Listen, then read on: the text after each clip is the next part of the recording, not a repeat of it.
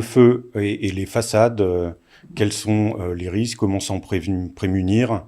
On en discute avec Jean-Baptiste Aurel. Donc vous êtes ingénieur et vous avez une spécialité dans le bois, entre autres. Vous avez fondé et dirigé la société Oudena depuis 2006. Et votre société, donc vous pouvez présenter un peu son activité?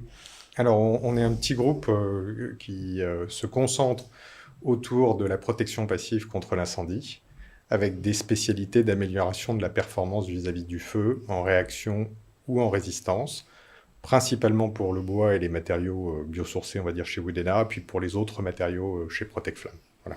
Et vous prenez part également au GTFI, donc le groupement français technique contre Absolument. l'incendie. Depuis pratiquement le début de la société, en tant qu'administrateur d'abord, et puis en tant que vice-président depuis presque 7 ans maintenant.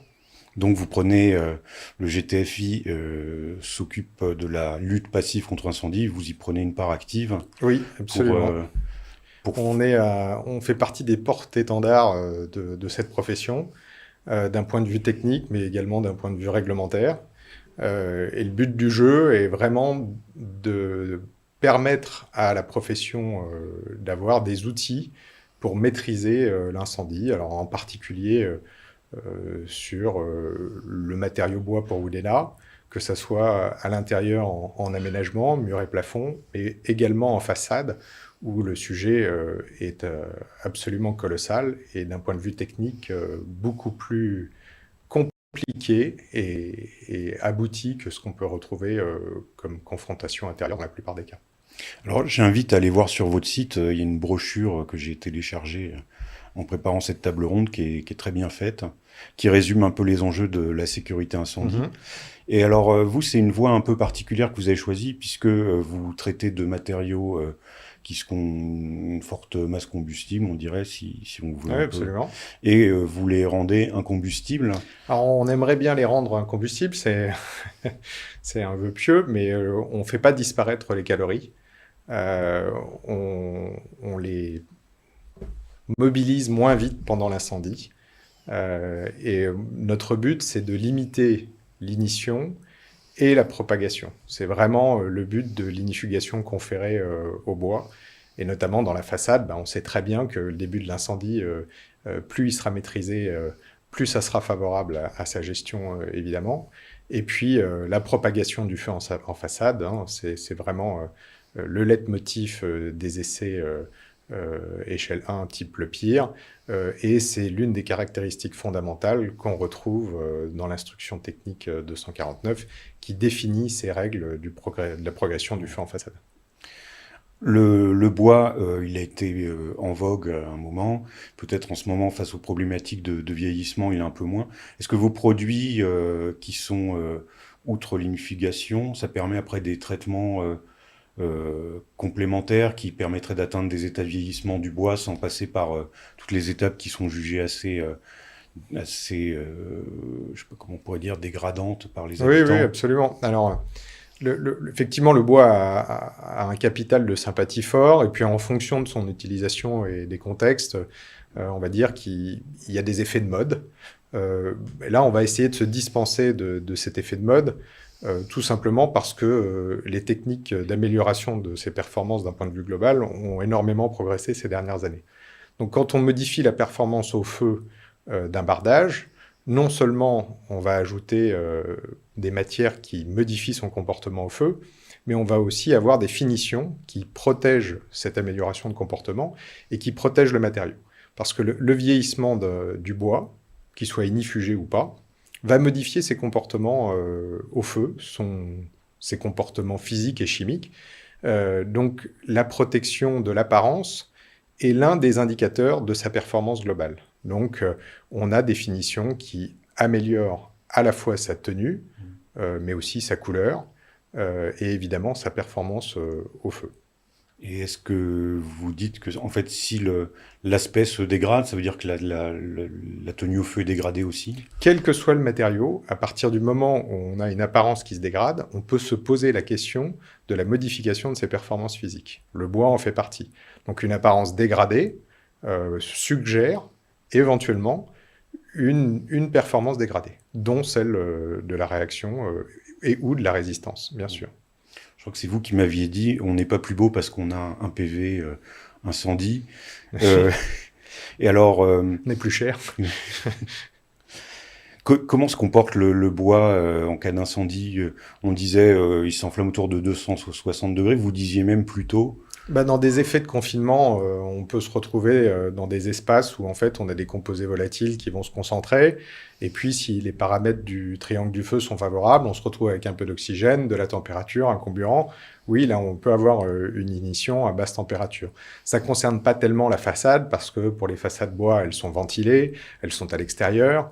Donc là, on va se retrouver dans des cas de configuration classiques aux alentours des 200-250 degrés en fonction des matériaux et des finitions éventuellement qui peuvent être mises sur le bois, ou éventuellement aussi d'autres systèmes qui confèrent d'autres propriétés au bois, c'est-à-dire qu'à partir du moment où on en modifie sa chimie, on en modifie son comportement au feu. Et vous fournissez le matériau traité, et pas forcément sa mise en œuvre. Il peut être mis en œuvre. Est-ce qu'une paroi en bois avec des clins jointifs, c'est pas pareil qu'un bardage à claire-voie, un bardage à claire-voie posé verticalement, horizontalement, ça change aussi. Absolument. Le système constructif est fondamental dans le comportement au feu de l'ouvrage, quelle que soit sa situation d'ailleurs dans l'ouvrage. Donc nous, on ne fournit pas de bois en soi, on fournit en fin de compte une méthode d'amélioration du matériau et des produits de construction en base de bois, donc en l'occurrence des bardages soit continus, soit discontinus, des claire-voies ou un bardage à enclenchement, et on va être en mesure de prouver, grâce à des essais qu'on a fait en laboratoire, qu'on va avoir un comportement au feu qui sera conforme avec la performance qui nous est demandée dans la réglementation. Donc en fait, on a une évaluation sur un système européen qui est l'Euroclass. On satisfait à cette performance au feu, et cette performance au feu est appelée par la réglementation, et c'est grâce à ces documents-là qu'on arrive en fait à faire matcher performance et système de modification de classement au feu. Je ne sais pas si vous avez des concurrents ou qui font les produits similaires, mais vous avez fait un nombre considérable d'essais dans les 15 ans d'existence de Woodena. Oui. Depuis 15 ans, on a fait environ 1000 essais, soit pour notre compte propre, soit pour le compte d'autres sociétés. L'expérience est une des clés de la performance. On reste extrêmement humble vis-à-vis du matériau qu'on utilise et puis vis-à-vis du phénomène qu'on essaie de maîtriser. Et du coup, des concurrents, oui, on en a, heureusement. On aimerait bien que la concurrence soit encore meilleure, d'ailleurs, parce que relever le niveau, c'est toujours important. Si on veut relever le gant, il faut relever le niveau. Et on est en tête de liste de cette performance, c'est sûr. On a été à l'initiative de bon nombre de modifications réglementaires et normatives. On participe à des groupes de travail. On est réellement proactif sur le domaine.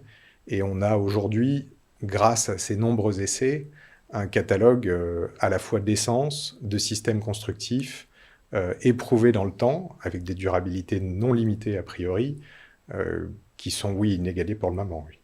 Parce qu'on a du mal à s'imaginer pourquoi, qu'est-ce qu'on teste à chaque fois qu'on fait un nouvel essai, quand on en fait 1000, qu'est-ce qu'il y a à prendre?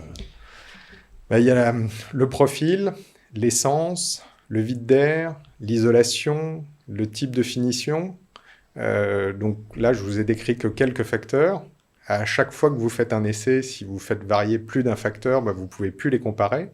Donc vous avez des factoriels de possibilités qui sont très nombreux, et notamment sur les claire-voies, où le fait de changer une section ou un vide d'air ou un matériau bouleverse le comportement au feu de l'ouvrage. Il faut énormément d'essais pour comprendre en fait la dynamique du feu. Alors, on pense spontanément au bois qu'on voit, mais il y a le bois qu'on ne voit pas. Ah oui. Et je pense notamment les voliges de bois qui servent comme support pour les toitures zinc ou les façades zinc qu'on voit se diffuser plus profondément chez les architectes.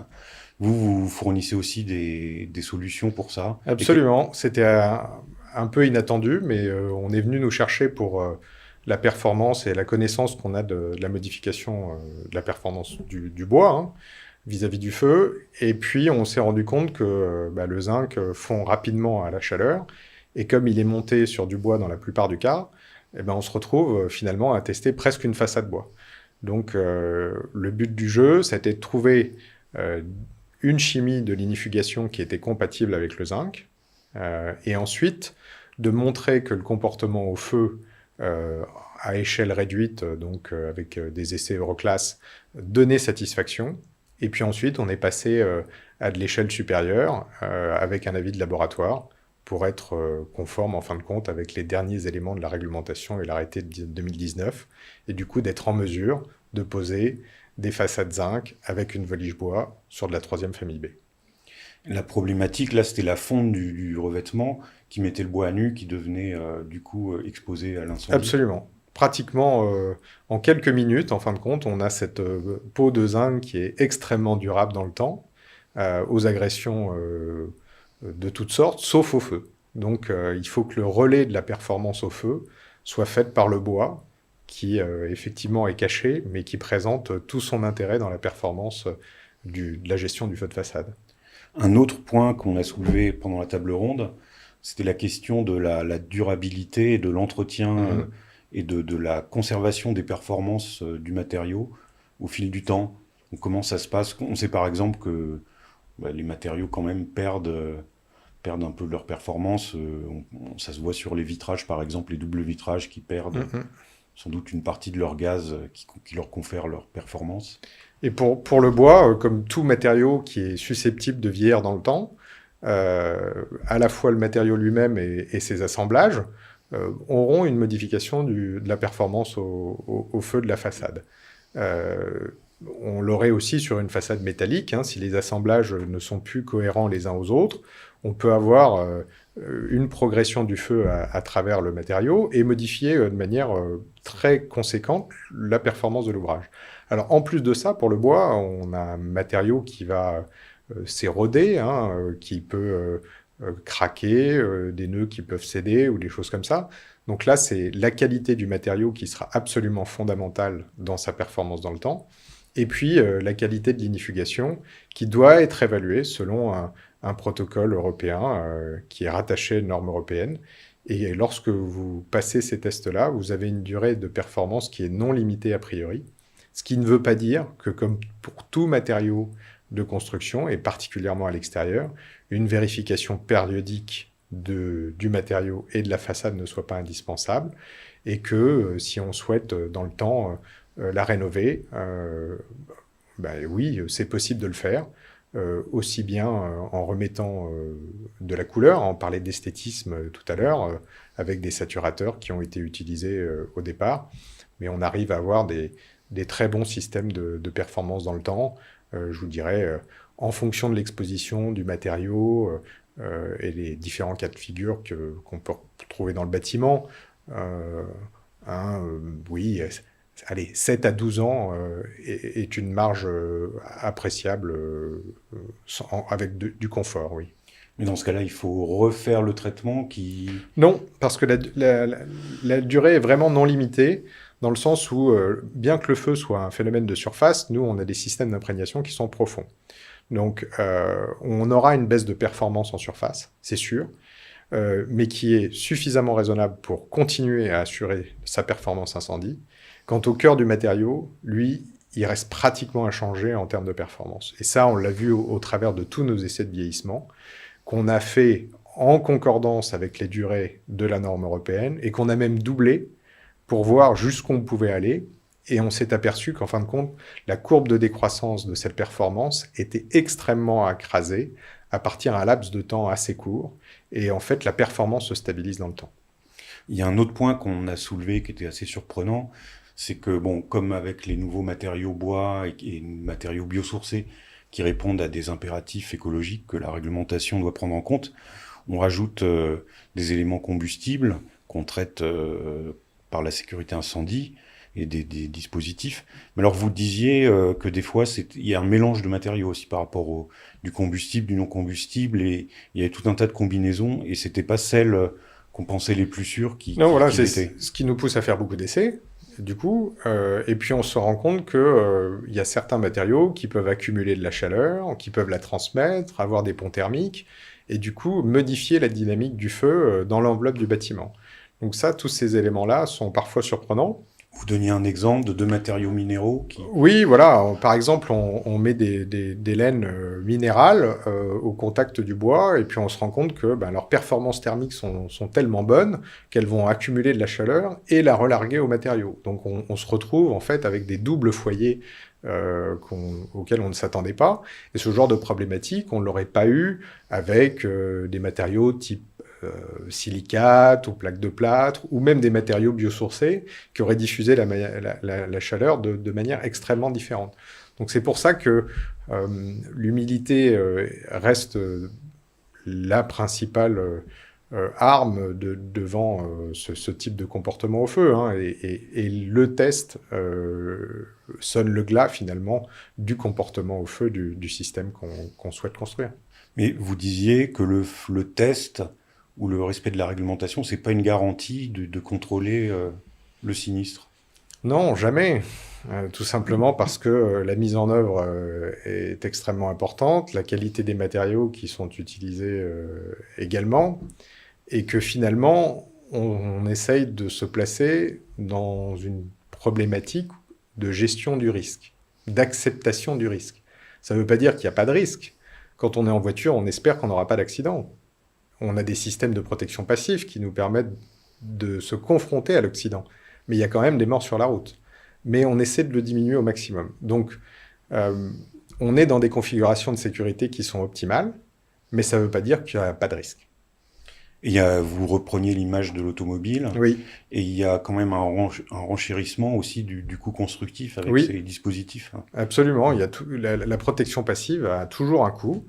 Après, est-ce que le jeu en vaut la chandelle? Je vous dirais évidemment oui. Hein. Protection des personnes d'abord, protection des biens évidemment. Et puis ensuite, à système comparé, en tout cas en ce qui nous concerne pour le bois, on reste un matériau compétitif en termes de prix, en termes de construction, en termes de rapidité de mise en œuvre. Et l'augmentation de ses performances n'est pas un frein à sa mise en œuvre sur les chantiers et à un réenchérissement fort par rapport à d'autres systèmes dont les performances seraient équivalentes. On arrive à vous estimer de combien on renchérit le coût? Alors, tout dépend évidemment du matériau de base, mais si on parle en termes de prix au mètre carré pour un bardage classique qui ferait une vingtaine de millimètres d'épaisseur, je vous dirais, il y a une trentaine d'euros qui seront consacrés par mètre carré à l'inifugation du matériau pour l'extérieur.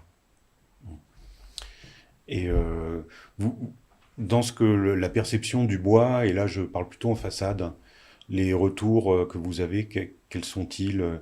Est-ce qu'il y a une crainte de l'incendie, une crainte du vieillissement? On a vu que ça a été en ce moment un peu répulsif pour le bois. Alors, la crainte de l'incendie, elle arrive surtout à la conception, parce que c'est le moment où tout le monde va regarder ce qui se passe. Le bureau de contrôle va jeter un œil évidemment dessus, les pompiers dans certains cas aussi. Donc, le phénomène est regardé à la loupe. Ensuite, quand le bâtiment est livré, tout le monde s'y intéresse beaucoup moins. Mais ce qui peut inquiéter le propriétaire, ça va être l'entretien de son bâtiment. Oui, ça c'est généralement, en tout cas pour le bois, en dehors de toute autre considération, c'est comment va vieillir ma façade. Alors là, une fois de plus, c'est la qualité du matériau de base qui sera l'un des éléments cruciaux de la performance dans le temps, ainsi que la qualité du système constructif. On le voit bien sur beaucoup de façades, une façade mal conçue vieillira beaucoup moins bien. Alors aujourd'hui, on commence à avoir quand même un peu de recul, parce que ça fait une dizaine d'années qu'on fait des prestations pour des bardages à l'extérieur, et on est très agréablement surpris par le vieillissement et le comportement des façades qu'on a pu avoir dehors. Après 7, 8 ans, 9 ans, on a des façades qui n'ont pas besoin de repassage esthétique, ce qui nous paraît absolument incroyable au départ quand on a mis au point les systèmes, mais qui montrent leur efficacité entière aujourd'hui. Donc on peut s'attendre à une diffusion quand même de ces produits. Il y a aussi sont portés par les questions de construction décarbonée. Oui. Alors, l'enveloppe du bâtiment consomme pas beaucoup de bois, donc l'impact carbone, effectivement, est là, mais il n'est pas crucial. Là où on va avoir du carbone à stocker, en tout cas au sens de la réglementation et des orientations qu'on nous demande, c'est plutôt dans la structure. Donc l'enveloppe reste un volume faible par rapport au reste du bâtiment. En revanche, c'est une question d'image qui est forte, c'est-à-dire qu'on fait souvent l'amalgame entre un bâtiment bois qui sera bardé en bois, et du coup, la façade est un relais de communication extrêmement fort pour l'ensemble de la filière. Donc on se doit d'assurer une performance esthétique, et évidemment, on se doit d'assurer une performance au feu. Quelles sont les essences que vous utilisez, les plus insensibles au feu, enfin résistantes? Alors, dans la nature, il y a peu de différence en termes de performance, hein. Globalement, les bois brûlent tous à peu près de la même manière. Ils ont des résistances qui peuvent être meilleures, ce qui est différent de la réaction. C'est-à-dire que sous l'effet de l'incendie, ils vont céder moins rapidement d'un point de vue mécanique. Mais pour la façade, c'est pas très important parce qu'elle ne participe pas à la structure de l'ouvrage. Donc, on utilise principalement des résineux, des épicéas, des Douglas, parfois des Red Cedar, du mélèze de temps en temps, avec des performances qui sont globalement assez identiques. Et puis on a commencé à utiliser aussi quelques feuillus qui donnent des résultats satisfaisants. Donc je vous dirais que le spectre d'utilisation des essences est assez large, mais c'est finalement la disponibilité et le côté économique qui dirigent plutôt la façade vers des résineux que des chênes, par exemple, qui seront effectivement plus chers qu'un épicéa ou qu'un Douglas. Je pense que je m'étais laissé dire en lisant un livre qui s'appelait Délices du feu, où il disait que on brûlait en fait dans les cheminées les essences qui restaient, puisqu'on gardait les bons bois pour d'autres choses, mais que tous les bois n'avaient pas le même pouvoir calorique. Alors, ça c'est vrai, le potentiel de calories n'est pas le même, parce que quand on a une masse volumique de bois qui est très différente d'un bois à l'autre, oui, on met plus de calories avec une façade avec un bois lourd qu'un bois léger. En revanche, son comportement de réaction au feu, lui, est pratiquement le même. Et ce qu'on cherche, nous, à améliorer, c'est la réaction. La partie résistance, ça ne fait pas partie de la façade. Vous retrouverez des différences fondamentales sur de la structure, en fonction du type d'essence. Mais sur du parement, c'est beaucoup moins prononcé. Eh bien, merci Jean-Baptiste Torel. C'est moi qui vous remercie. À bientôt, Olivier. À bientôt.